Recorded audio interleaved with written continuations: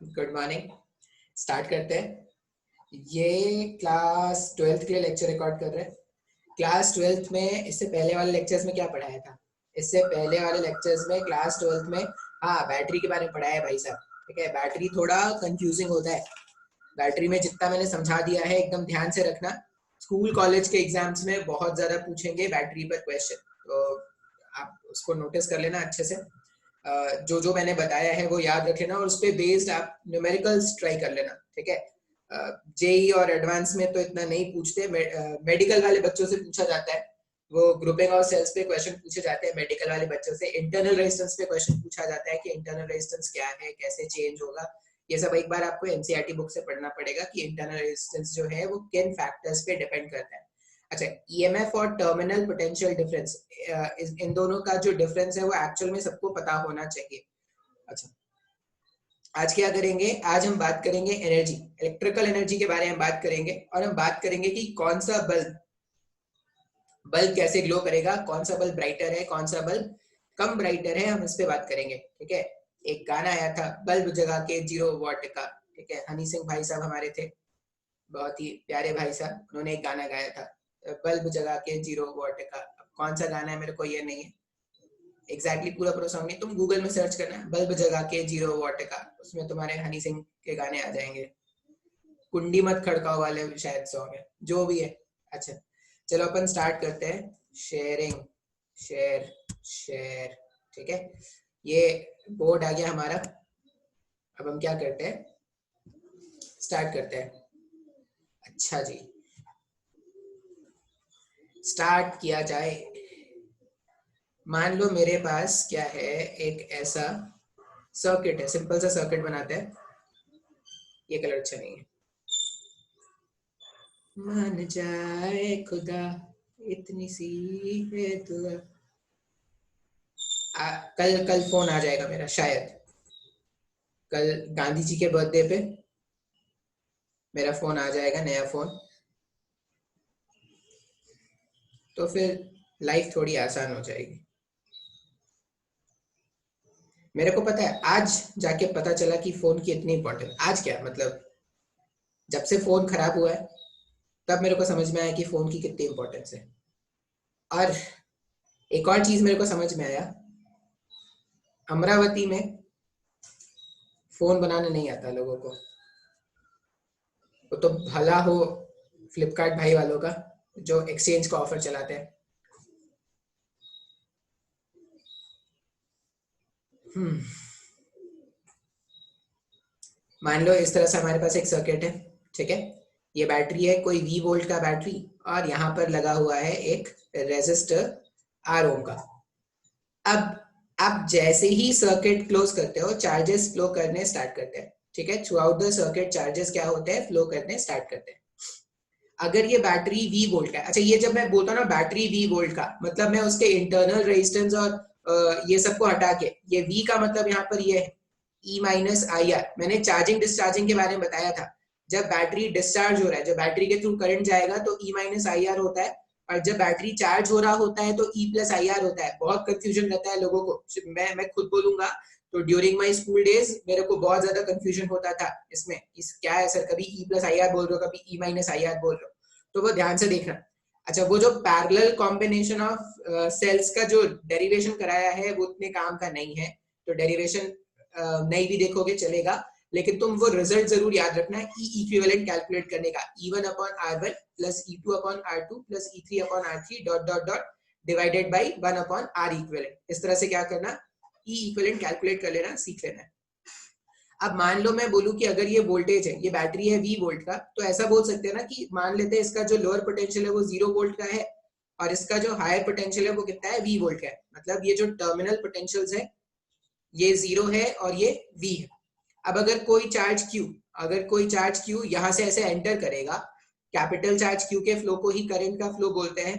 तो यहाँ पर अगर तुम देखोगे ना, जस्ट इस वाले पॉइंट पर, तो जस्ट इस वाले पॉइंट पर जो एनर्जी है, इस चार्ज के पास जो एनर्जी है, इस वाले पॉइंट पर अगर मैं लिखूं, ये मेरे पास है पॉइंट बी और ये मेरे पास है पॉइंट ए। अब अगर मैं potential energy at point B लिखूं ना, तो वो हो जाएगा Q इंटू वी होता है चार्ज टाइम्स ऑफ पोटेंशियल, तो 0 हो जाएगा। उसी तरह अगर मैं पोटेंशियल एट पॉइंट ए बोलूं तो वो क्या हो जाएगा, Q times of capital B। इस तरह से लिख सकते हैं क्या?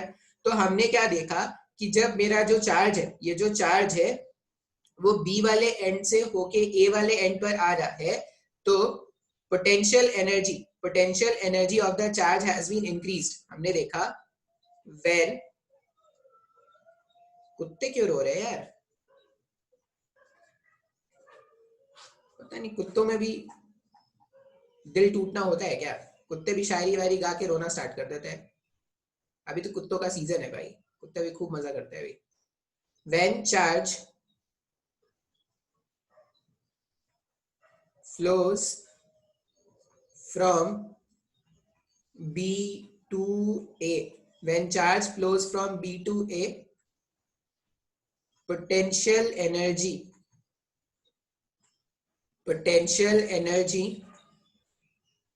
of the charge increases। ठीक है, चार्ज का पोटेंशियल एनर्जी क्या हो गया, इंक्रीज हो गया। अब पोटेंशियल एनर्जी चार्ज का किसने बढ़ाया, किसी ने वर्क डन किया होगा ना। तो यहाँ पे लिख देना the work done by battery, the work done by battery increases the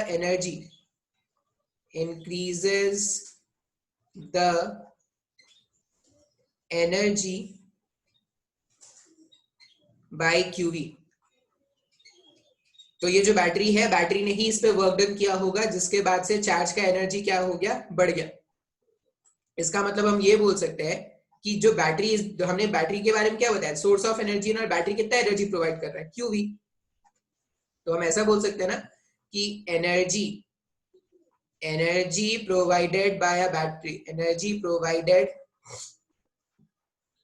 by the battery, ये जो बैटरी है, बैटरी ने कितना एनर्जी प्रोवाइड किया, energy provided by the battery is QV।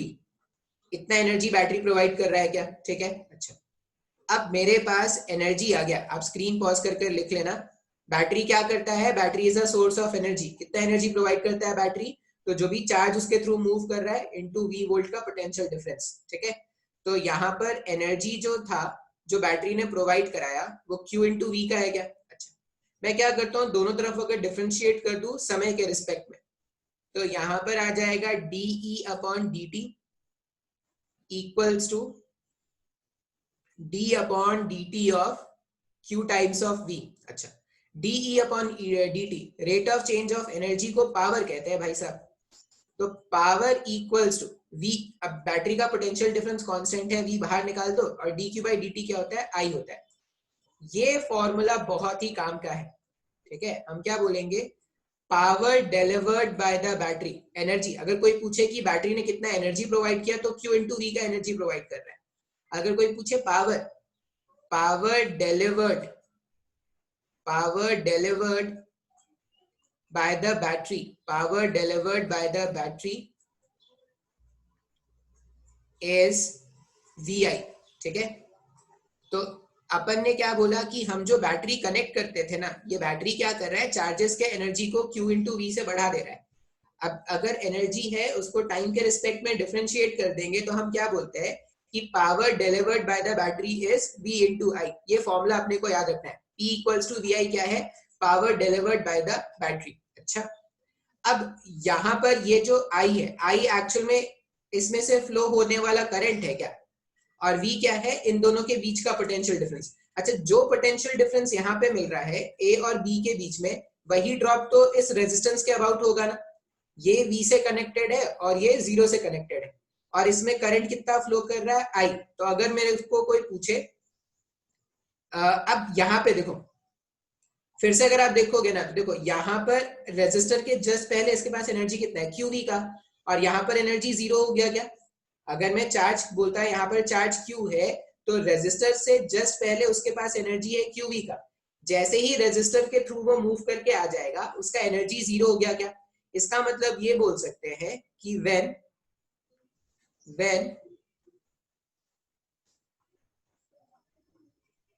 Current flows across when current flows across a resistor, a loss of energy is seen. A loss of energy is seen. अब ये जो loss of energy है, यहाँ पर देखो, जब ये मेरे पास इस तरह से गया, ये जो लॉस ऑफ एनर्जी है, ये लॉस ऑफ एनर्जी जो होता है ये हमें हीट के फॉर्म में आता है। अब यहाँ पर देखो, यहाँ पर मेरे पास कितना एनर्जी था, अगर मैं इस वाले पॉइंट पर एनर्जी बोलूं तो यहाँ पर एनर्जी QV है और यहाँ पर एनर्जी 0 है। तो यहाँ से यहाँ जाते वक्त, रेजिस्टर के एक एंड से दूसरे एंड पर आते वक्त एनर्जी स्वाहा हो गया क्या? अब कैसे स्वाहा हुआ? तो एनर्जी जो है वो हीट के फॉर्म में स्वाहा हो गया। हम ऐसा मानते हैं कि जो भी रेजिस्टर है उसमें जो हीट डेसिपेट होता है, हीट जो बाहर निकलता है, वो हीट के फॉर्म में होता है। अब एक्चुअल में ये जो हमारे फैन है, बल्ब है, ट्यूबलाइट है, ये सब जो है ना, वो सारे क्या करते हैं, अलग अलग तरीकों से एनर्जी को डेसिपेट करते हैं। कुछ हीट के फॉर्म में डेसिपेट कर रहे हैं, कुछ लाइट के फॉर्म में डेसिपेट कर रहे हैं, एंड सो ऑन।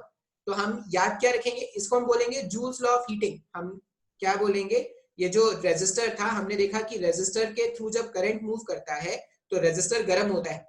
ठीक है, रेजिस्टर गर्म होता है, मतलब जैसे तुमने देखा होगा, फैन को कुछ टाइम के लिए चला के छोड़ दो, फैन गर्म हो जाता है। ठीक है, बल्ब को कुछ टाइम के लिए चला के छोड़ दो, बल्ब गर्म हो जाता है। ठीक है, अब गर्म का मतलब आप यहाँ पे समझ लेना अच्छे से, ऐसा नहीं कि अपने मन का कचरा लगाना स्टार्ट कर देना कि रजिस्टर तो बहुत हॉट है सर। हाँ, तो हम क्या बोलेंगे कि द एनर्जी डेसिपेटेड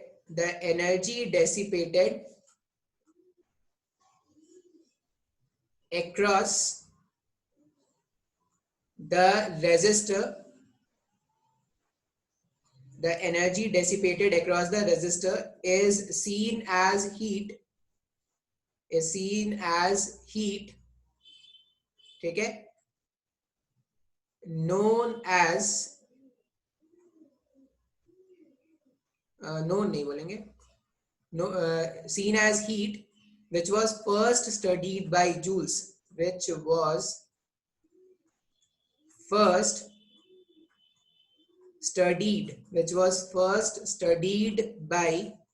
जूल।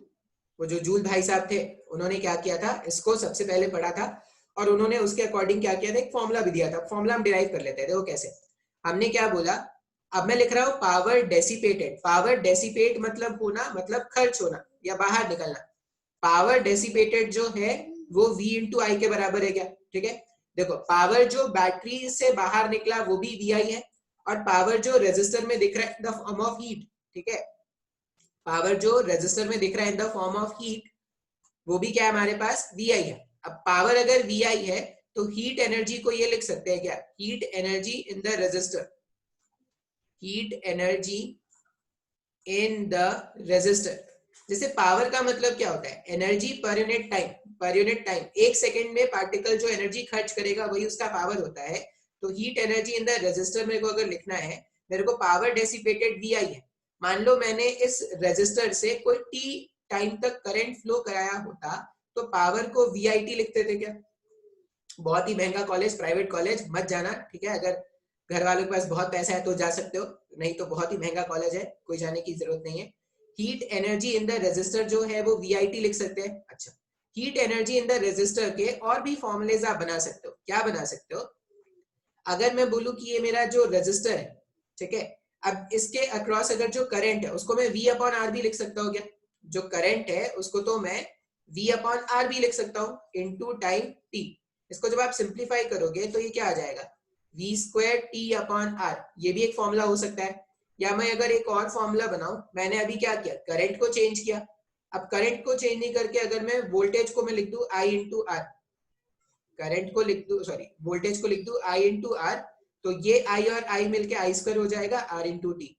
मतलब heat energy dissipated through a resistor के तीन फॉर्मूले हैं, VIT, V square TR, I square RT। अब ये सब तुमने अपने लोअर क्लासेस में तो जरूर पढ़ा होगा, क्लास 10 के NCERT बुक में लिखा हुआ है। अब एनर्जी, अगर तुमसे कोई पूछे कि बैटरी से कितना एनर्जी बाहर निकल रहा है, बैटरी का पावर डेसिपेटेड या बैटरी के थ्रू जो एनर्जी बाहर निकलेगा वो है V इंटू आई, अगर पावर के बारे में बात करें, और एनर्जी अगर बोले तो V इंटू आई इंटू टी। अच्छा, रेजिस्टर के अक्रॉस जो हीट के फॉर्म में एनर्जी दिख रहा है उसको आप तीन तरीकों से लिख सकते हो, या तो आप वीआईटी लिख दो, या V square T upon R लिख दो, या I square R into T. अच्छा, अब बोलोगे सर आपने ये जो फॉर्मूला, ये जो कन्वर्जन आपने रेजिस्टर में किया वो बैटरी में क्यों नहीं किया? अरे बैटरी में कौन सा रेजिस्टर और ये है, ये तो इस ये वी जो था, जो यहाँ पर पावर निकला वो पूरा पूरा यहाँ पे डेसिपेट होना है क्या? आइडल केस मान रहे हैं। अब पावर डेसिपेशन वी था, तो रेजिस्टर में जो वोल्टेज और आई है उसको थोड़ा थोड़ा चेंज करके आप दो नए फॉर्मूला बना सकते हो। इसी को ना लोअर क्लास में क्या बोलते थे, जूल्स लॉ ऑफ हीटिंग से नाम से पढ़ाते थे, और बोलते थे कि एच जो है वो डायरेक्टली प्रोपोर्शनल है करंट के स्क्वायर पे, एच जो है वो डायरेक्टली प्रोपोर्शनल है आर के, और एच जो है वो डायरेक्टली प्रोपोर्शनल है टाइम के, समय के, कि कितने टाइम तक करंट जो है वो फ्लो कर रहा है। बात समझ में आया है क्या? ये जूल्स लॉ ऑफ हीटिंग है। अच्छा, कल रात का एक ऑर्डर है, पता नहीं इंस्टीट्यूशन क्या करेगी क्या नहीं करेगी। एक रात का ऑर्डर क्या है, शायद 15 तारीख से गवर्नमेंट ने बोला है कि कोचिंग खोल दिए जा सकते हैं, मतलब वो स्टेट गवर्नमेंट पे डिपेंड करेगा। स्कूल कोचिंग खोल दिए जा सकते हैं, स्टेट गवर्नमेंट पे डिपेंड करेगा ऑर्डर। अभी सेंट्रल गवर्नमेंट का ऑर्डर ये आया है, और पेरेंट्स के कंसर्न पर ही बच्चों को भेजा जा सकता है। मतलब इंस्टीट्यूशन कोई जिम्मेदारी नहीं लेगी कि बच्चे को क्या हो रहा है क्या नहीं हो रहा है, पेरेंट्स अपने रिस्क पे बच्चों को भेज सकते हैं, ऐसा बोला जा रहा है। अब प्रॉब्लम क्या है ना, कि 15 तारीख को मैं जा रहा हूँ घर। प्रॉब्लम ये है, अब ये नहीं है कि भाई आज क्लास खुल रही है तो सर आपने क्या किया, रात में आपने देखा कि वो नोटिस आया है तो आप निकल लिए। ये 15 तारीख वाला घर जाने वाला बहुत पहले से डिसाइडेड था, ठीक है, कुछ काम है मेरे को घर में तो मैं घर जाऊंगा 15 तारीख को। तो ये मत सोचना कि इधर कोचिंग खुल रही है सर आप भाग रहे हो। जैसे क्लासेस अभी चल रही हैं वैसी क्लासेस चलेंगी। पढ़ने वाले लोग पहले भी पढ़ रहे थे, नहीं पढ़ने वाले लोग बाद में भी नहीं पढ़ेंगे, ठीक है। पहले तो लोगों को कॉन्फिडेंस दिलाना पड़ेगा कि आप आ सकते हो। वैसे केसेस अब कम होते जा रहे हैं, जो डेली के केसेस थे वो जो 90,000 वाला पीक था अब वो कम होता जा रहा है। अब 70,000 पे आ गए हैं हम लोग, डेली नंबर ऑफ केसेस जो है वो 70,000 पर आ गए हैं। 95,000 वाले मार्क को भी टच किया था हमने। तो मेरे को लगता है कि मोस्ट प्रोबेबली 15-20 दिन में ना बाकी चीजें नॉर्मल हो जाएंगी। और अब तो देखो शहर में भी घूमने से पता नहीं चलता कि कोई कोरोना वोरोना था, जिसको हो रहा है वही थोड़ा प्रिकॉशन रखता है। नहीं बाकी तो भाई चाय पीने जाओ तो ये देखो कि अलग ही लेवल पे दुनिया चल रही है, पहले से ज्यादा लोग फ्री हो गए। और अमरावती में अब तो नए नए लोग भी दिखने स्टार्ट हो गए हैं, पहले से ज्यादा लोग दिखते हैं अब मेरे को शहर में। पहले तो फिर भी ट्रैफिक व्रैफिक इतना नहीं रहता था, अब पहले से ज्यादा लोग शहर आ गए, शहर से आ गए। हाँ भाई, तो ये हो गया joules law of heating. Joules law of heating क्या है कि अगर जूल्स लॉ ऑफ हीटिंग ये है कि अगर किसी रेजिस्टर के थ्रू करंट मूव कर रहा है, ठीक है, ऐसा बोलेंगे। सिंपल सा याद क्या रखेंगे, जूल्स लॉ ऑफ हीटिंग, कोई डेफिनेशन नहीं लिखाने वाला। जूल्स लॉ ऑफ हीटिंग,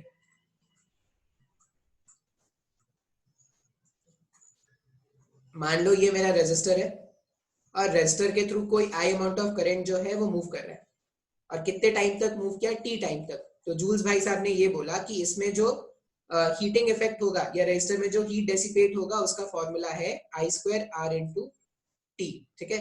मान लो सिंपल सा क्वेश्चन क्या हो सकता है, सिंपल सा क्वेश्चन ये हो सकता है कि आई का वैल्यू दे दो, मान लो आई का वैल्यू 10 एम्पियर है, रेजिस्टर का वैल्यू भी क्या है 10 ओम है, और टाइम भी बोल दिया मैंने 10 सेकंड की एनर्जी को बहा दो भाई साहब। तो जो जूल्स एच यहाँ पर हीट एनर्जी है, हीट एनर्जी जो होगा आई का स्क्वायर हो जाएगा 100, रेजिस्टेंस का वैल्यू हो जाएगा 10, और ये भी हो जाएगा 10। तो एच का वैल्यू हो जाएगा 1 2 3 4 जूल, ठीक है। ये हमारे पास क्या है, एच का वैल्यू होगा। हीटिंग इफेक्ट में एच का वैल्यू इस तरह से लिखते हैं, ठीक है। अच्छा, अब थोड़ा मजेदार क्वेश्चन कैसा आता है ना, अभी अभी तो करंट अगर कांस्टेंट है तो एच का वैल्यू हमने इस तरह से फाइंड किया। अब यहाँ पे क्या था, इस वाले केस में करंट कांस्टेंट है, कभी कभी करंट जो होगा ना वो समय का फंक्शन होगा। हमने ये देखा कि डीई अपॉन dt जो है, डीई अपॉन dt जो है वो क्या आया था, वो v इंटू आई, ऐसा कुछ आया था क्या? डीई अपॉन dt जो है वो v इंटू आई आया था। अब यहां से मैं इसको ऐसा भी लिख सकता हूँ ना, डीई इक्वल्स टू v को मैं कन्वर्ट कर दूं, ज्यादा स्टैंडर्ड फॉर्म ना यही होता है, आई स्क्वायर इंटू आर, मैं इस v इंटू आई को आई स्क्वायर इंटू आर लिख सकता हूँ और ये dt मल्टीप्लाई कर दो। अब अगर कोई आपसे पूछे कि हीट एनर्जी कैलकुलेट करो तो आप सिंपल क्या कर देना, हीट एनर्जी को आप इस तरह से लिख देना, dE इक्वल्स टू इंटीग्रेशन में आई स्क्वायर आर dt। अब सर ये क्यों बता रहे हो, ये तो फॉर्मूला बहुत ही आसान था कि I square into R into T. अब I square R into T का फॉर्मूला तब यूज करना जब करंट क्या है, कांस्टेंट है। हमेशा करंट कांस्टेंट होगा इसकी कोई गारंटी नहीं है, इसको आप डी एच लिख लो, कंफ्यूजन नहीं होगा। तो आप ये लिख सकते हो H equals to integration of I square R D T. ये फॉर्मूला भी याद करके रख लेंगे, कब के लिए, when current is a function of time, when current is a function, when current is a function of time, जब करंट समय का फंक्शन है तब के बारे में हम ये बात कर रहे हैं, ठीक है, इंटीग्रेशन आई स्क्वायर आर डी टी। अब यहाँ पे क्या करते हैं, एक सिंपल सा क्वेश्चन सॉल्व करके देख लेते हैं ताकि आपके मन में किसी भी तरह की शंका हो तो वो बच जाए। क्वेश्चन ऐसा बोला गया है कि आई जो है वो है आई नॉट साइन ओमेगा टी, ठीक है। अब ऐसा कुछ ना हम आगे जाके पढ़ेंगे, जब हम अल्टरनेटिंग करंट पढ़ेंगे ना तो ऐसा कुछ कहानी हमारे केस में आएगा कि करंट जो है वो आई नॉट साइन ओमेगा टी है, और एक्चुअल में हमारे घरों में जो करंट का सप्लाई आता है ना वो भी यही है। अच्छा, अब क्वेश्चन में बोला गया है कि अगर ये रेजिस्टर है मेरे पास आर ओम का जिसमें से आई अमाउंट ऑफ करंट जा रहा है, तो ये बोला गया है कि for find heat dissipated through resistor, find heat dissipated through resistor for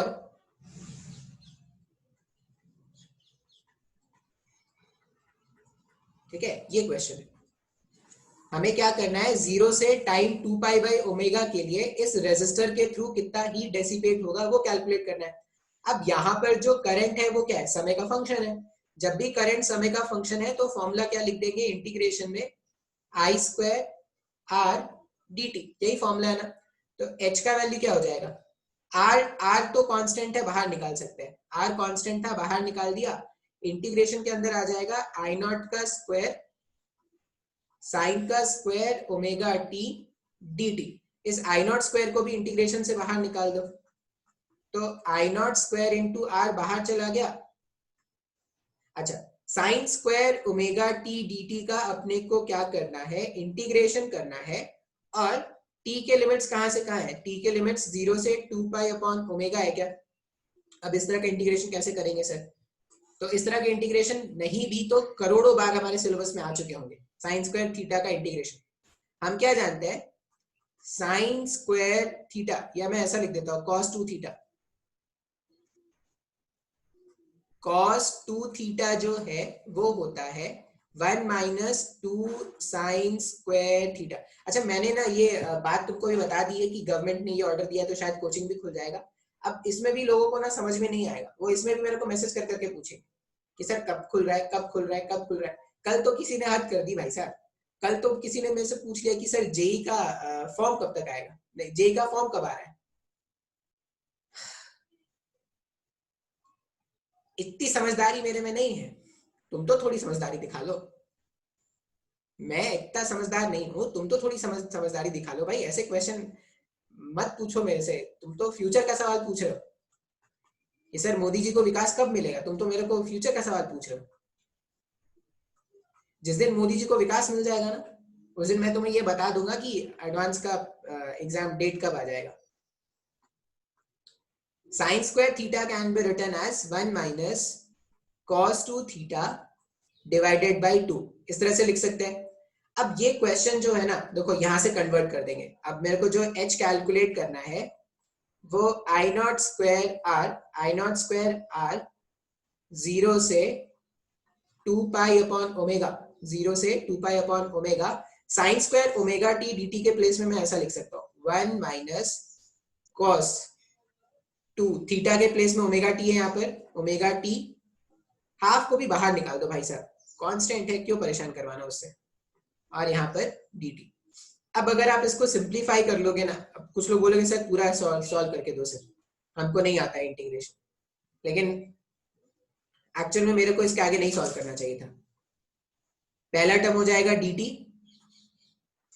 मैं ज्यादा गुस्से में हूँ क्या? नहीं नहीं नहीं, मैं गुस्से में नहीं हूँ यार, वो कभी कभी इधर उधर थोड़ा निकल जाता हूँ, ऐसे गुस्से में नहीं हूँ मैं। 0 से 2 पाई अपॉन ओमेगा माइनस में इंटीग्रेशन में cos 2 ओमेगा t dt 0 से 2 पाई अपॉन ओमेगा। इसको सिंप्लीफाई करना है, इसके आगे तो नहीं बताऊंगा, बस ये बता देता हूं कि cos 2 ओमेगा t का इंटीग्रेशन क्या होता है। Integration of cos 2 omega t, इसका वैल्यू होता है cos का इंटीग्रेशन कर रहे हैं ना, हट जा भाई, तू क्यों आ रहा है अभी। cos का इंटीग्रेशन करोगे तो आपको मिलेगा sin 2 ओमेगा टी, और जो भी टाइम के साथ मल्टीप्लाइड है वो नीचे लाके डिवाइड कर देना। ये इसका इंटीग्रेशन है, अपर लिमिट लोअर लिमिट्स के वैल्यू पुट करना, सिंप्लीफाई करना, आंसर मिल जाएगा। ठीक है, थोड़ा भारी भरकम कैलकुलेशन लग सकता है, लेकिन इस तरह के इंटीग्रेशन अब इस लेवल पर आ जाने के बाद तो आने चाहिए। अगर इस लेवल पर आकर मतलब इतना सिलेबस जब इतना आगे बढ़ चुका है और तुमको अगर इस तरह का इंटीग्रेशन नहीं आता ना, तो चलो मेडिकल वालों को तो चलो एक बार मान भी लूंगा कि नहीं आता होगा, जेई वालों को अगर नहीं आता होगा ना, तो वो क्या करेंगे, वो स्कूल की तैयारी करेंगे कि बोर्ड्स कैसे पास करते हैं, how to clear 12th board exam. वो भी बहुत बड़ा टास्क हो जाता है भाई, बहुत लोगों के लिए 12th का बोर्ड एग्जाम भी पास करना बहुत बड़ा टास्क है। वो तो अभी से टेंशन में आ गए हैं कि भाई मैंने तो लॉकडाउन में खूब पढ़ाई की है, अब इतनी पढ़ाई करने के बाद 12th में पास कैसे होगा, पढ़ाई तो मैंने कुछ और कर ली। मैं गुस्से में नहीं हूँ, टेंशन है बस थोड़ा। घर जाना था, बहुत पहले से टिकट कराया हुआ था, घर जाना था, और यहाँ पे ये डेट आ रहा है। अब क्या करूँ मैं, सब जब घर चल जाके आ गए तब तक नहीं खुलना था, अब मेरी घर जाने की बारी है, तो ये नौटंकी स्टार्ट हो गई। उतने दिनों से लग रहा था कोरोना ठीक क्यों नहीं हो रहा है, अब लग रहा है क्यों ठीक हो रहा है। कोई नहीं, स्टार्ट करते हैं। अच्छा, तो इस तरह से क्वेश्चन आपके पास आएंगे हीटिंग इफेक्ट वाले, सिंपल सा फॉर्मूला है भाई साहब, I square R into D T. ठीक है, आप ये फॉर्मूला यूज करना, सिंप्लीफाई करोगे आंसर आ जाएगा। अब हम बात करते हैं पावर रेटिंग। पावर रेटिंग का मतलब क्या है, पहले जो बल्ब आते थे ना पुराने वाले एडिसन वाले बल्ब, उसमें अगर आपने देखा होगा तो बल्ब में कुछ इस तरह का बल्ब होता है, बल्ब पता नहीं कैसा बल्ब है,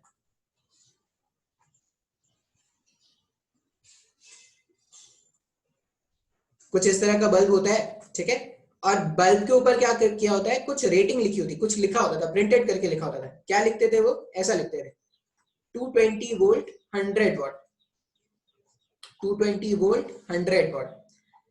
बल्ब में ऐसा लिखा होता है। तुम और भी अगर इलेक्ट्रिकल अप्लायंसेस देखोगे ना अपने घर में, गीजर में, कूलर में तो नहीं, फ्रिज में, इमर्शन रॉड में, आयरन में, ये सब में अगर देखोगे तो तुमको पावर रेटिंग लिखा मिलेगा।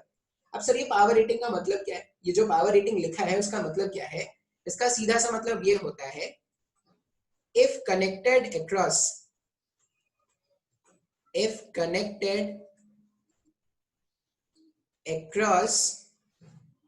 a 220 volt supply, if connected across a 220 volt supply, it will consume 100 joules of energy per second। ठीक है, अगर तुमने इसको 20 वोल्ट 220 वोल्ट के सप्लाई से कनेक्ट करके रखा है, तो ये क्या करेगा, 100 जूल ऑफ एनर्जी पर सेकेंड में कंज्यूम करेगा। ठीक है, अच्छा, अब ये तो हो गया पावर रेटिंग। अब तुमने बड़े बड़े अप्लायंसेस देखा होगा ना, जैसे वो जो इमर्शन रॉड या ये सब होता है, उसमें होता है, लिखा होता है 2000 वॉट 220 वोल्ट। इसका मतलब क्या है कि अगर आपने इसको 1 सेकेंड चलाया ना, जनरली हमारे घरों में जो सप्लाई आ रहा है वो 220 वोल्ट का ही है, तो 220 वोल्ट में अगर आपने उस आयरन रॉड को कनेक्ट करके रखा है, तो 1 सेकेंड में वो 2000 जूल का एनर्जी खा गया। अब 2000 जूल का एनर्जी उसको लगेगा, तब जाके वो क्या करेगा, काम कर पाएगा। अब यहाँ पर ना तुम्हें एक यूनिट इंट्रोड्यूस करना चाहिए। यूनिट क्या है, हमने ये देखा कि पावर जो है वो heat energy per unit time है क्या। इसका मतलब heat energy can be written as P. Heat energy को हम क्या लिखते हैं, पावर इनटू टाइम लिख सकते हैं। अगर मेरे को पावर का यूनिट लिखना है तो पावर का यूनिट क्या लिखेंगे, वॉट, और टाइम का यूनिट क्या लिख देंगे, वॉट सेकेंड। मान लो पावर बहुत ज्यादा है, अगर पावर बहुत ज्यादा है, मुझे पावर का एक बड़ा यूनिट चाहिए, तो पावर का बड़ा यूनिट क्या हो जाएगा, किलो वॉट हो जाएगा। क्या किलो, कितना पावर, किलो पावर। सर जी 1 किलो पावर ले लो, पावर ले लो, पावर ले लो, कितना पावर ले लो, 1 किलो पावर ले लो भाई। तो H को मैंने मेजर किया, मैंने बोला कि पावर का मेरे को एक बड़ा यूनिट चाहिए, तो वो किलोवाट हो गया। सेकेंड टाइम का यूनिट था, टाइम का बड़ा यूनिट क्या हो जाएगा, आर हो जाएगा क्या। अब ये जो किलोवाट आर है ना, ये जो किलोवाट आर है, ये एक्चुअल में कमर्शियल यूनिट ऑफ एनर्जी है। कमर्शियल, ये सभी लोअर क्लासेस में सिखाते हैं, कमर्शियल यूनिट ऑफ एनर्जी है। और इस 1 किलोवाट आर को प्यार से क्या बोलते हैं, 1 यूनिट। 1 किलोवाट आर को प्यार से क्या बोलेंगे, 1 यूनिट। अब 1 यूनिट तुमने सुना है, कहां सुना है, घरों में जो तुम्हारे घरों में जो सप्लाई आता है पावर का, तुम्हारे घरों में जो बिल आता है, वो किस में आता है, यूनिट में आता है क्या।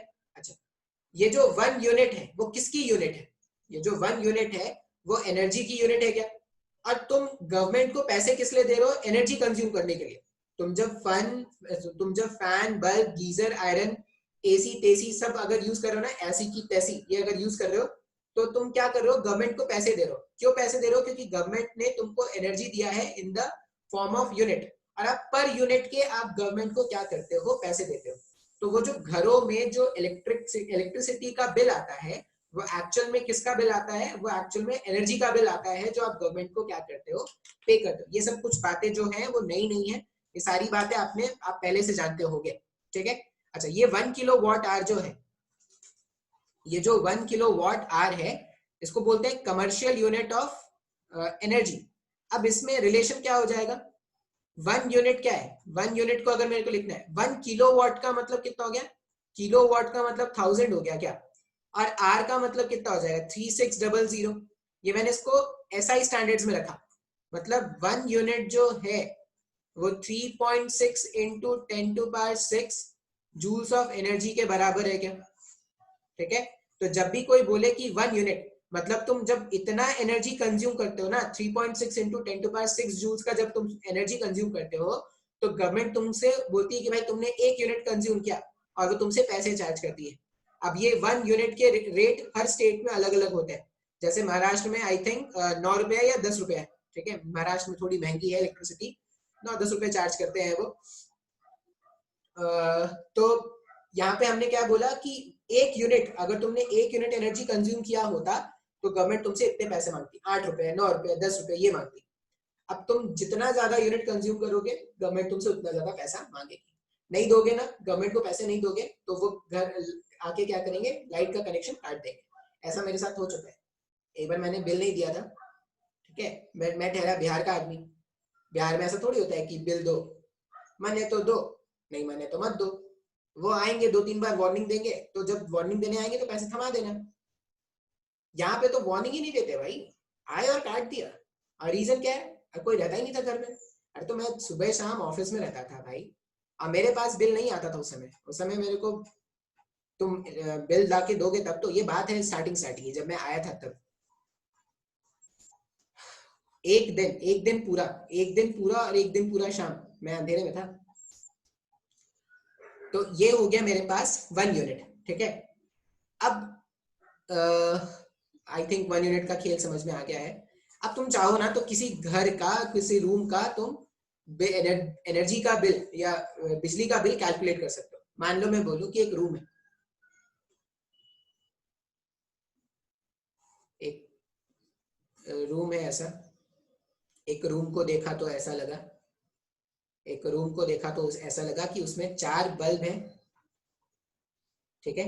एक रूम को देखा तो उसमें ऐसा लगा कि उसमें 4 बल्ब है, चार बल्ब का पावर रेटिंग क्या है? 100 वॉट, 100 वॉट ईच, ठीक है।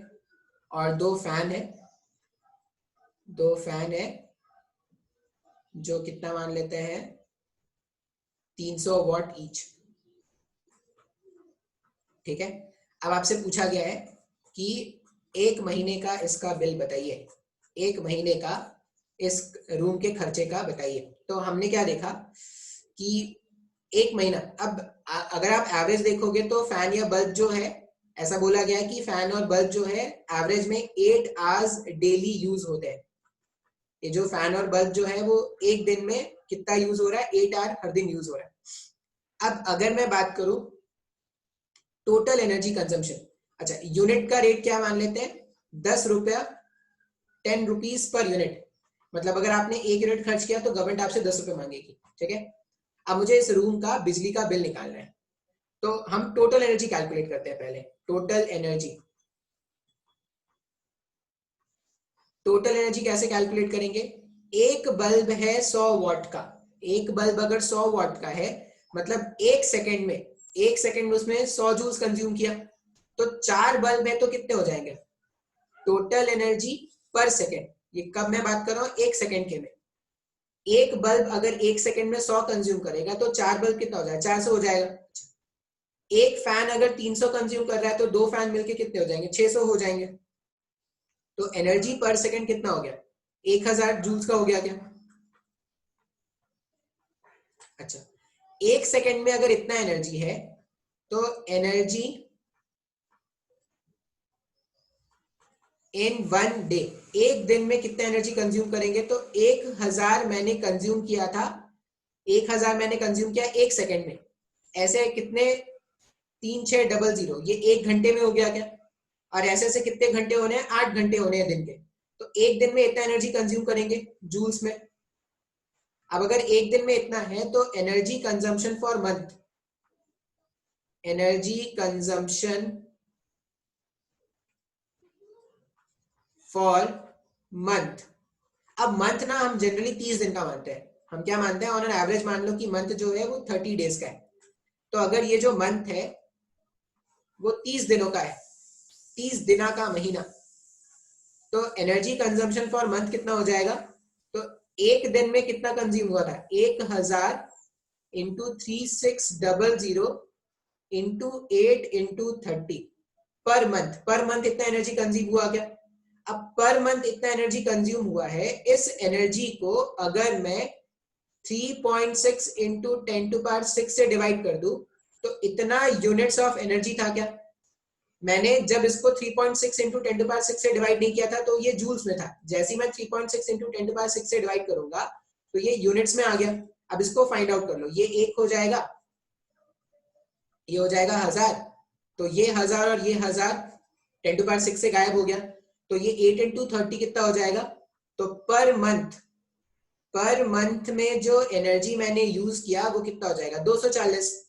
अब अगर पर मंथ में हमने 240 यूनिट एनर्जी यूज किया है तो जो बिल आएगा बिजली का बिल, बिजली का बिल जो आएगा 240 गुना 10, 2400 रुपए का बिजली का बिल आएगा। बात समझ में आया है क्या? तो इस तरह से हम क्या करेंगे, गवर्नमेंट को 2400 रुपए थमा देंगे, नहीं थमाएंगे तो गवर्नमेंट आके काट के चली जाएगी, ठीक है। तो अगर अपना नहीं कटवाना चाहते हो बिजली का कनेक्शन तो गवर्नमेंट को पैसे दे देना। थोड़ा पॉज करते हैं, स्टार्ट करते हैं। बिजली का बिल कैसे निकालना है वो तो निकाल दिया, बिजली का बिल निकालने सीखना है, सिर्फ कुछ और निकालना नहीं है अपने को। अब आगे बात करते हैं, आगे हम बात करेंगे बल्ब के बारे में। अब जो लेक्चर है ना वो बल्ब के बारे में होगा कि कौन सा बल्ब बहुत ज्यादा ब्राइट ग्लो करेगा, कौन सा कम ब्राइट ग्लो करेगा, क्या होगा ये वो। इस तरह क्वेश्चन मेडिकल के एग्जाम में और जेई मेंस में आते हैं, एडवांस में ऐसे क्वेश्चन नहीं आते। तो हम देखते हैं क्या है। मान लो मैं ऐसा बोलूं कि एक बल्ब है, ये साइन होता है, ये दिल का साइन नहीं है, दिल में गड्ढा हो गया ऐसा कोई ये नहीं है, ये बल्ब है, ठीक है। अब ये जो बल्ब है, इस बल्ब की पावर रेटिंग है मान लो 220 वोल्ट 100 वॉट। अरे पता नहीं कुत्ते क्यों रो रहे हैं यार आज, स्कूल खुल रही है, कुत्ते रो रहे हैं। 220 वोल्ट 100 वॉट, 220 वोल्ट 100 वॉट है, ठीक है। अब ये बात तो बिल्कुल सही है सर कि अगर आपने बोला कि 220 वोल्ट के सप्लाई में कनेक्ट कर देंगे तो 100 वॉट का वो 1 सेकंड में 100 जूल्स का एनर्जी वो क्या करेगा, कंज्यूम करेगा। अब अगर इसको क्वेश्चन पूछा जाता है कि अगर मैंने इसको 440 वोल्ट के सप्लाई से कनेक्ट कर दिया तो क्या होगा, और अगर मैंने इसको 110 वोल्ट के सप्लाई से कनेक्ट कर दिया तो क्या होगा, ठीक है। अब तुमने दोनों चीजें ना नोटिस की होगी, जैसे अगर एक बल्ब है और अचानक से अगर पावर का सप्लाई, मतलब अचानक से अगर कभी कभी क्या होता है बल्ब फ्यूज कर जाता है, क्यों, हाई वोल्टेज आ गया, ऐसा बोलते हैं कभी कभी कि बल्ब फ्यूज कर गया, क्यों फ्यूज कर गया, गांव में ऐसा बहुत होता है। तो अगर वो डिजाइंड है, ये जो बल्ब है ये डिजाइंड है 220 वोल्ट पे काम करने के लिए, अगर तुमने 420 वोल्ट के सप्लाई में उसको कनेक्ट कर दिया तो बल्ब जो है वो फ्यूज हो जाता है क्या, ये जो बल्ब है वो फ्यूज हो जाता है। क्यों फ्यूज हो जाता है, क्योंकि इसकी कैपेसिटी है 220 वोल्ट की, इसकी कैपेसिटी है 220 वोल्ट की और तुमने दे दिया 440 वोल्ट, तो इस बल्ब को ही झटका लग जाएगा क्या। अब बल्ब को जब इतना सडन वोल्टेज और एट अ टाइम मिल जाएगा तो बल्ब क्या हो जाएगा, फ्यूज हो जाएगा। ये बात तो चलो सर समझ में आता है। अब अगर 110 वोल्ट का सप्लाई दिया तो क्या होगा सर, अब अगर तुमने ये भी देखा होगा कि वोल्टेज अगर बहुत कम आता है, जैसे बल्ब का ब्राइटनेस अगर कम हो जाता है तो हम क्या बोलते हैं कि ये जो बल्ब है वोल्टेज सप्लाई कम हो गया है। ऐसा नॉर्मली घरों में बात होता है, तुमने सुना होगा अपने बड़ों को बात करते हुए। तो 220 वोल्ट पे अगर वो काम करने के लिए डिजाइन है, तुमने 440 वोल्ट पे कनेक्ट कर दिया, लग गए लग गए लग गए लग गए 440 वोल्ट छूने से तेरे तो लग गए, तो बल्ब की लग जाएगी फिर अगर तुमने 440 वोल्ट पे उसको कनेक्ट कर दिया तो। अब 110 वोल्ट पे कनेक्ट करने से क्या होता है, बल्ब की ब्राइटनेस कम हो जाती है, बल्ब की ब्राइटनेस कम हो जाती है। अब तुम बोलोगे सर मैं कैसे मान लूं, चलो मैंने देखा है ऐसा हो जाती है, लेकिन मैं क्यों मानूं। तो हम क्या करते हैं, इसको न्यूमेरिकली प्रूव करके देखते हैं। अब ये जितने भी बल्ब है ना, ये किस पे काम करते हैं, ये हीटिंग इफेक्ट पे काम करते हैं क्या। जितना ज्यादा हीट जनरेट होगा उतना ज्यादा क्या होगा, ब्राइटनेस होगा। बल्ब जो है इनको इनकैंडेसेंट बल्ब बोलते हैं। अब ये जो इनकैंडेसेंट बल्ब होते हैं ये क्या करते हैं, हीटिंग इफेक्ट पे काम करते हैं। तो क्वेश्चन यही है, क्वेश्चन क्या है कि अगर 220 वोल्ट का बल्ब है, तुमने उसको 120 वोल्ट के सप्लाई से कनेक्ट कर दिया तो क्या फर्क पड़ेगा। अब क्या फर्क पड़ेगा वो देखते हैं। जब मैंने उसको 220 वोल्ट के सप्लाई से कनेक्ट किया था 100 वॉट का, हमने पावर का ये फॉर्मूला देखा है क्या, power equals to V square upon R. Power जो है बल्ब में जो पावर जनरेट होगा वो वी स्क्वायर अपॉन आर होता है, ये फॉर्मूला मैंने आपको बताया है। इसका मतलब रेजिस्टेंस को मैं ये लिख सकता हूँ क्या, वी स्क्वायर अपॉन पी।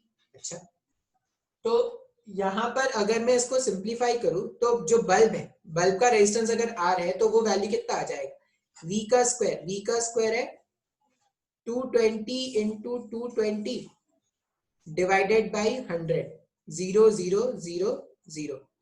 तो रेजिस्टेंस का वैल्यू 484 ओम का आ गया क्या। अब तुम खुद से सोचो, मान लो मैं रेजिस्टेंस, ये रेजिस्टेंस किस पे डिपेंड करता है, रेजिस्टेंस डिपेंड करता है लेंथ पे, ब्रेड्थ पे और मटेरियल पे। मतलब लेंथ पे डिपेंड करता है, क्रॉस सेक्शन एरिया पे डिपेंड करता है और मटेरियल पे डिपेंड करता है। मैंने बल्ब का मटेरियल, बल्ब का लेंथ, ऐसा तो नहीं था कि बल्ब जब 220 वोल्ट में कनेक्टेड था तो बल्ब इतना सा था, अब 110 में हो गया तो बल्ब इतना हो गया, ऐसा तो हुआ नहीं ना। मैंने बल्ब के इंटरनल कंस्ट्रक्शन में कोई चेंज नहीं किया है। क्या चेंज किया है, बाहर का जो सप्लाइड वोल्टेज है वो बस मैं चेंज करने वाला हूं। तो बल्ब का रेजिस्टेंस में कोई फर्क पड़ेगा क्या, नहीं सर, बल्ब के रेजिस्टेंस में तो कोई फर्क नहीं पड़ेगा। इसका मतलब ये जो बल्ब है, अगर मैंने इसको 220 वोल्ट के सप्लाई से कनेक्ट किया था तो पावर कितना डेसिपेट कर रहा था, 100 वॉट। अब जो पावर डेसिपेट कर रहा है वही उसके ब्राइटनेस को लिंक करता है, जितना ज्यादा पावर उतना ज्यादा ब्राइटनेस। अब अगर मैं बोलूं कि मुझे नया पावर कैलकुलेट करना है पी डैश, मैं नया पावर पी डैश क्यों कैलकुलेट करूंगा, क्योंकि मैंने रेजिस्टेंस पे मैं जान रहा हूं कि कोई फर्क नहीं पड़ेगा, लेकिन वोल्टेज तो चेंज हो गया ना। पहले वो 220 पर काम कर रहा था, अब उसको काम करना है 110 पर। तो 110 का 20 पर करेंगे डिवाइडेड बाय रेजिस्टेंस 484, इसको 11 से डिवाइड करोगे तो ये 10 हो जाएगा और ये कितना आ जाएगा, 11 से डिवाइड करेंगे तो 44, इसको भी डिवाइड करो 10 और ये 4, तो P डैश का वैल्यू 25 वॉट का आ गया क्या। अब इसका मतलब क्या है, पहले ये एक सेकंड पर 100 जूल का एनर्जी बाहर निकाल रहा था, एनर्जी कंज्यूम कर रहा है, मतलब उसको क्या कर रहा है, लाइट में कन्वर्ट करके बाहर फेंक रहा था। तो पहले ये एक सेकंड में 100 जूल का एनर्जी फेंक रहा था बाहर, अब ये एक सेकंड में 25 जूल का एनर्जी बाहर फेंकेगा, मतलब सीधा सीधा ब्राइटनेस कम हो गया क्या, हाँ या ना। सर मेरे को नहीं समझ में आया, अरे बहुत ही लॉजिकल है यार, ये तो तुमने अपने घरों में देखा है कि अगर एक बल्ब है जो 220 वोल्ट पे डिजाइंड है काम करने के लिए, तुमने अगर इसको 440 वोल्ट पे कनेक्ट कर दिया तो बल्ब की लग जाएगी, ठीक है, लग गए बल्ब की लग जाएगी। और उसी बल्ब को अगर तुमने क्या कर दिया, 110 वोल्ट के सप्लाई से कनेक्ट कर दिया, 110 वोल्ट के सप्लाई से कनेक्ट करने पर हमने देखा कि वो जो पावर डेसिपेट पहले 100 वॉट का कर रहा था, अब वो 25 वॉट का कर रहा है, 25 वॉट का कर रहा है, मतलब एक सेकेंड में सिर्फ 25 जूल का ही एनर्जी बाहर निकालेगा। तो ये आई होप तुमको समझ में आया होगा, ठीक है। अच्छा, अब ये समझ में आ गया कि बल्ब 220 में कनेक्ट करेंगे तो क्या होगा, बल्ब 440 में कनेक्ट करेंगे तो क्या होगा, बल्ब 110 में कनेक्ट करेंगे तो क्या होगा, ठीक है। जितना पे वो डिजाइन है, जैसे बल्ब अगर जनरली हमारा इंडियन स्टैंडर्ड है कि वो 220 पे डिजाइन होता है, तो 220 से ज्यादा पे बल्ब गया काम से, और अगर 220 से कम है तो ब्राइटनेस क्या हो जाएगा, कम हो जाएगा। अब नेक्स्ट टाइप का क्वेश्चन क्या पूछते हैं ना, वो ऐसा बोलते हैं कि कुछ बल्ब्स को सीरीज में कनेक्ट कर दो, इस तरह से एक क्वेश्चन है भाई सर।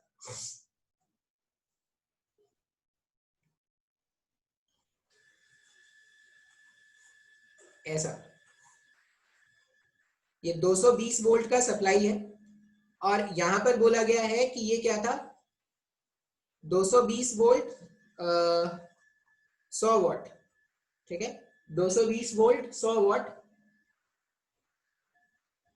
फिर 220 volt volt volt 50 what, 220 volt, अच्छा वैल्यू ले ले क्या, अच्छा ले लेते हैं वैल्यू, इसको मान लो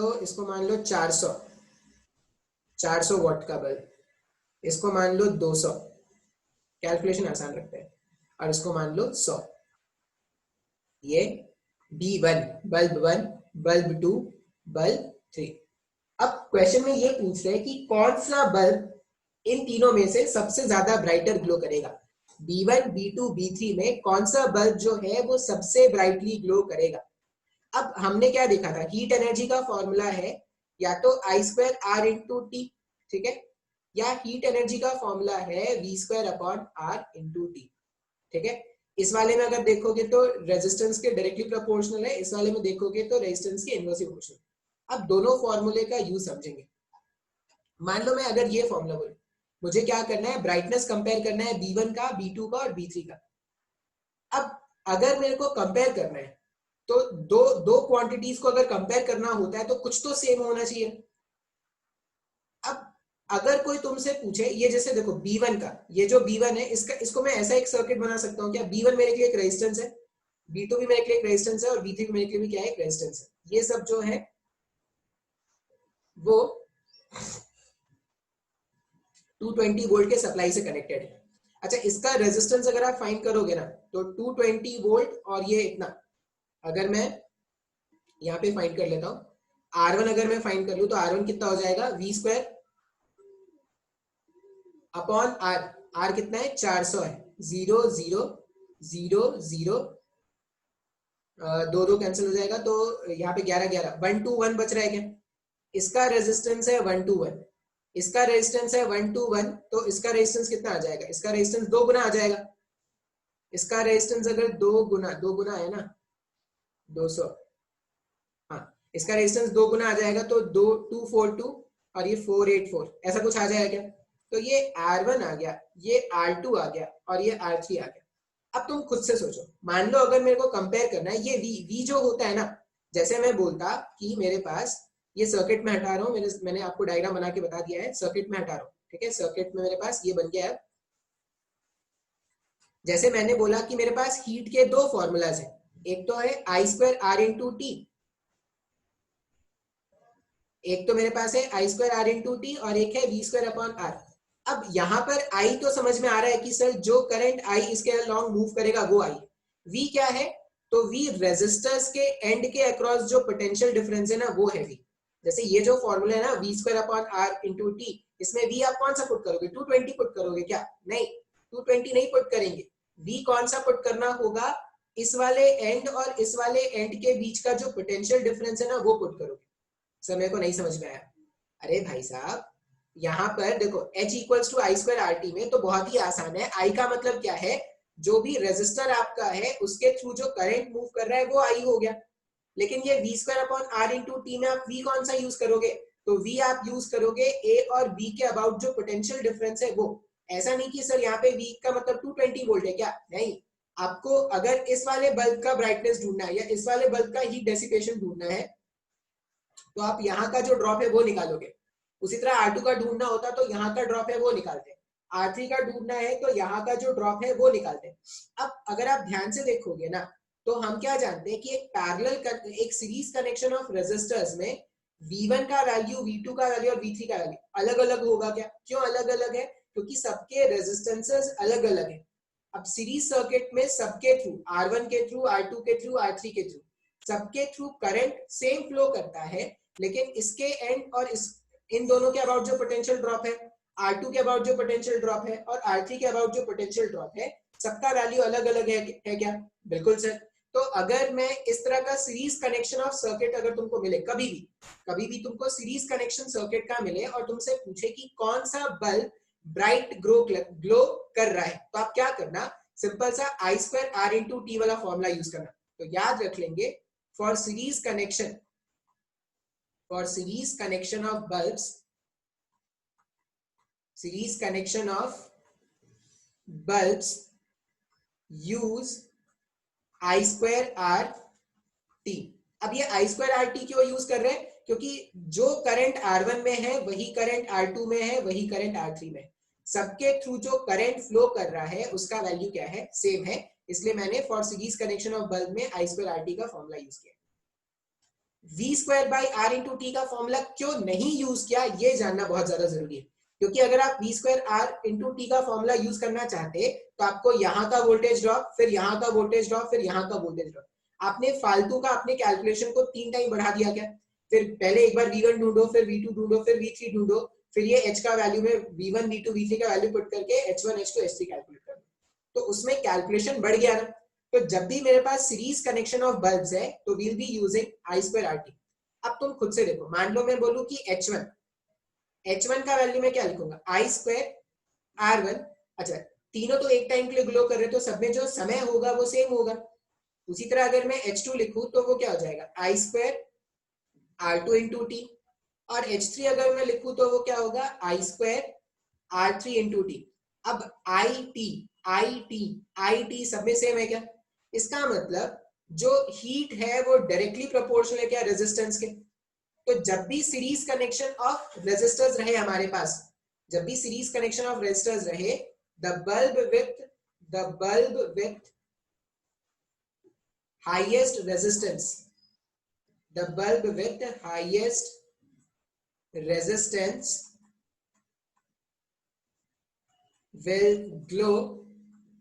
will glow the brightest। ये अपने को याद रखना है। क्या याद रखेंगे, the bulb with highest resistance, वो बल्ब जिसका रेजिस्टेंस ज्यादा है वो क्या करेगा, वो सबसे ज्यादा ब्राइट ग्लो करेगा। पता नहीं तुम्हारे दिमाग की बत्ती जली या नहीं, तुम्हारा दिमाग ग्लो किया या चेहरे को ही ग्लो कराने में लगे हो। सिंपल सा लॉजिक है भाई साहब। हमारे पास हीट कैलकुलेट करने के दो फॉर्मूले, आई स्क्वायर आर इंटू टी। अब जब भी ब्राइटनेस बोले ना तो ये जो बल्ब है वो हीटिंग इफेक्ट पे काम कर रहा है, तो हम क्या करेंगे, H से कंपेयर करेंगे, जिसके लिए भी H का वैल्यू ज्यादा वो ब्राइटनेस ग्लो करेगा।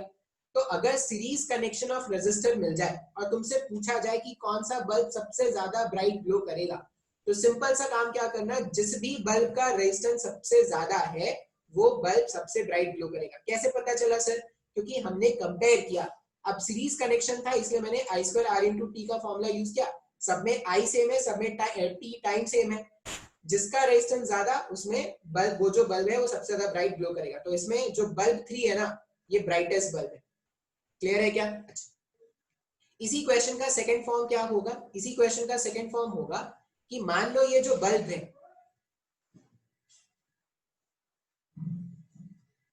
ये जो बल्ब्स थे हमारे पास, ये पता है ये क्वेश्चन ना मेरे को वाइवा में पूछा, वाइवा में नहीं इंटरव्यू में पूछा गया था। इंटरव्यू पूछे थे कौन सा बल्ब सबसे ज्यादा ब्राइट ग्लो करेगा।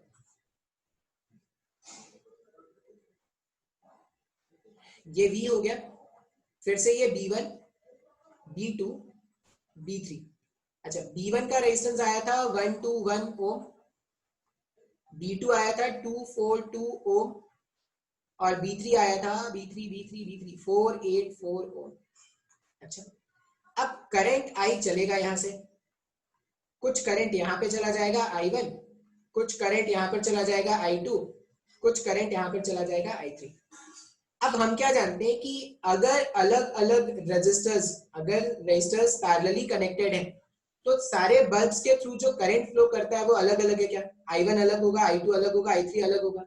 अब सबके थ्रू फ्लो करने वाला करंट अगर अलग अलग है, तो यहाँ पर अगर कोई तुमको कंपेयर करने बोले तो I2R/T ये फॉर्मूला सूटेबल नहीं। ऐसा नहीं कि तुम नहीं कर सकते, कर सकते हो। तुमको I1 पता होता है, इसका रेजिस्टेंस पता होता तो तुम H1 कैलकुलेट कर सकते थे। I2 पता है, इसका रेजिस्टेंस पता है तो तुम H2 कैलकुलेट कर सकते हो। लेकिन हम काम को आसान बनाते हैं। कैसे? हमें पता है कि ये B1, B2 और B3 सब V वोल्ट से कनेक्टेड है क्या? तो अगर मैं H1 लिखूं ना, तो मैं क्या लिखूंगा? V² upon R1 into T लिख देंगे, टाइम तो सब में सेम है। अगर मैं H2 लिखूं तो V² upon R2 into T लिख देंगे, और अगर मैं H3 लिखूं तो V² upon R3 into T लिख देंगे। अब H1, H2, H3 कंपेयर करो। अगर H1, H2, H3 कंपेयर करोगे तो V²T तो सब में है। इसका मतलब H1 is to H2 is to H3 जो है वो 1/R1 is to 1/R2 is to 1/R3 है क्या? ये इनवर्स रिलेशन चल रहा है क्या? मतलब जितना कम रेजिस्टर होगा, जितना कम रेजिस्टेंस का वैल्यू होगा, उतना ब्राइट बल्ब ग्लो करेगा क्या? इसका मतलब B1 जो है वो इस केस में सबसे ब्राइटेस्ट ग्लो करेगा। सर नहीं आया कुछ भी समझ में? अरे बहुत ही आसान था भाई साहब, पता नहीं क्या नहीं समझ में आया। अगर नहीं आया समझ में, अगर सीरीज कनेक्शन ऑफ बल्ब है तो सबको क्या कर दो, सब में सेम करंट फ्लो कर रहा है तो सबसे ज्यादा रेजिस्टर वाले बल्ब का ब्राइटनेस सबसे ज्यादा। अगर पैरेलल कॉम्बिनेशन वाला है तो सबके अक्रॉस पोटेंशियल ड्रॉप सेम है, तो जो भी बल्ब होगा जिसका रेजिस्टेंस सबसे कम है वो सबसे ज्यादा ब्राइट ग्लो करेगा। एक मिक्स टाइप वाला क्वेश्चन कर लेते हैं। ये मेडिकल के एग्जाम में बहुत आता है इस तरह के क्वेश्चन, ठीक है? मान लो ऐसा बोला जाए, ये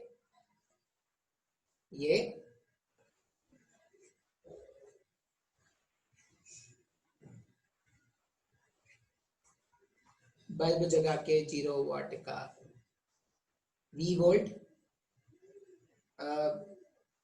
सारे बल्ब्स क्या है? All the bulbs are identical, all the bulbs are identical, all the bulbs are identical. ये मान लीजिए ये B1 है, ये B2 है, ये B3 है और ये B4 है, ठीक है? जितने भी बल्ब थे सारे बल्ब्स आइडेंटिकल है, B1, B2, B3, B4। और आपसे पूछा गया है कि कौन सा बल्ब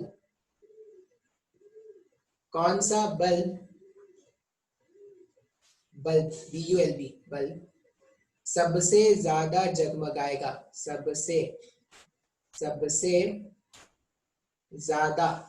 ज्यादा जग जग जग हेलो जग मगाएगा। कौन सा बल्ब सबसे ज्यादा जगमगाएगा, ये आपसे पूछा गया है, ठीक है? अब सारे बल्ब तो आइडेंटिकल है सर, मतलब इसका भी रेजिस्टेंस R होगा, इसका भी रेजिस्टेंस R होगा, इसका भी रेजिस्टेंस R होगा, इसका भी रेजिस्टेंस R होगा। तो हम क्या करेंगे, सिंपल सा H1, H2, H3 find out कर लेते हैं और सबसे कंपेयर कर लेंगे। अब मान लो अगर कोई I अमाउंट ऑफ करंट चला होगा, यहाँ पर अगर कोई I अमाउंट ऑफ करंट चला होगा तो यहां से I आया, यहाँ पर I आया, इसमें जैसे ही करंट आई आएगा ये करंट दो हिस्सों में बढ़ सकता है क्या? यहाँ का रेजिस्टेंस डबल है, यहाँ का रेजिस्टेंस आर है, मतलब इसमें ज्यादा करंट जाएगा और इसमें क्या करेगा, कम करंट जाएगा। तो यहाँ पर अगर तुम सोचोगे ना तो देखो इसका रेजिस्टेंस है आर, इसका रेजिस्टेंस है 2R, इस वाले पार्ट में कम करंट जाएगा और इसमें जितना भी करंट जाएगा इसका 2 गुना यहाँ पे जाएगा क्या? मतलब मैं ऐसा बोल दूं कि अगर इस वाले में करंट x गया ना, सॉरी इस वाले में करंट अगर x गया तो यहाँ पर 2x जाएगा क्या? और x प्लस 2x क्या है, i के बराबर है, क्योंकि ये जो i आया है वही तो डिस्ट्रीब्यूट होगा। तो अगर आप ऐसा देखोगे तो 3x जो है वो i के बराबर है, मतलब x को i/3 बोल सकते हैं क्या? तो इस वाले ब्रांच में करंट कितना चला गया, i/3, और इस वाले ब्रांच में करंट कितना है, 2i/3। अब आप कंपेयर कर लो, मान लो H1 लिखोगे तो सबसे ज्यादा ब्राइट तो यही ग्लो कर रहा है। H1 क्या है, H1 है I square R into T, सब में समय तो एक जैसा था। H2 अगर मैं लिखूं इसमें करंट कितना है, I/3, तो ये I square by 9 R into T हो जाएगा। उसी तरह H3 में भी I square by 9 R into T हो जाएगा, और H4 जो है वो हो जाएगा 4I square by 9 R into T. मतलब सबसे ज्यादा ये, फिर ये नहीं, फिर ये दोनों सेम।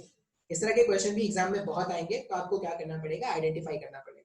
सिंपल सा बात क्या बोलूं, जब भी आपको पूछा जाए कि बल्ब कौन सा बल्ब ब्राइट ग्लो करेगा, आप सिंपल उसके अबाउट का करंट कैलकुलेट कर लो, आई स्क्वायर आर इंटू टी को मल्टीप्लाई करके जो वैल्यू आएगा उसको सिंप्लीफाई करना, आपका आंसर आ जाएगा। ठीक है, अब और भी क्वेश्चन है, पता नहीं कितना लेक्चर हुआ है, इतना ही रहने देते हैं। और भी क्वेश्चन थे वैसे, नेक्स्ट वाले क्लास में देखेंगे। ठीक है, आज इतना ही रहने देते हैं। पॉज रिकॉर्डिंग, नहीं स्टॉप रिकॉर्डिंग।